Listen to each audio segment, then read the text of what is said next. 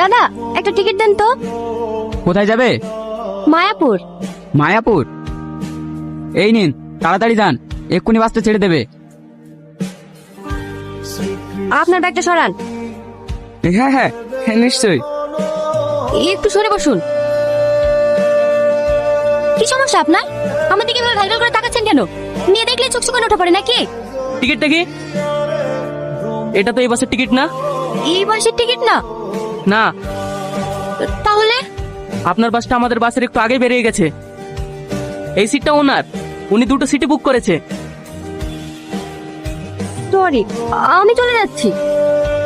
It's okay, আপনি চাইলে এখানে বসতে পারেন। আপনি যেমনটা ভাবছেন আমি তেমন ছেলে না। কোথায় যাবেন আপনি? মায়াপুর। তাহলে তো ভালোই হলো, একসঙ্গে ট্রাভেল করা যাবে। আমিও ওখানেই যাচ্ছি। মায়াপুরের কোথায় যাচ্ছেন আপনি?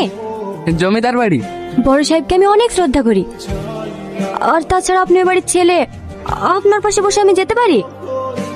আপনি ভুল ভাবছেন, আমি ওই বাড়ির ছেলে না।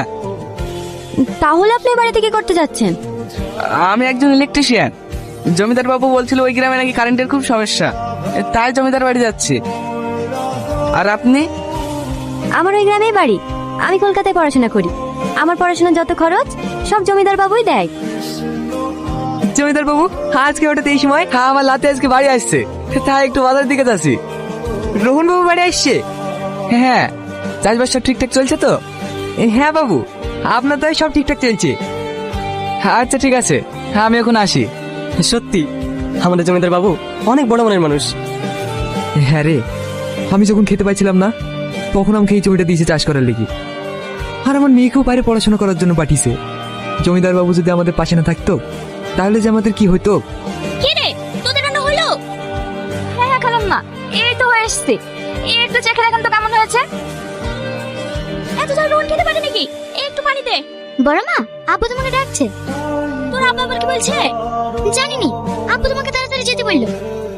ঠিক আছে, তুই যা, আমি আসছি। এই রাকেশ, রোহন কাঁদতে যাস না এখনো? এই তো চাষি বড় মা, এই নাও। না না, ঠিক আছে। আর নাও না, খুব ভালো খেতে। মায়াপুর মায়াপুর মায়াপুর।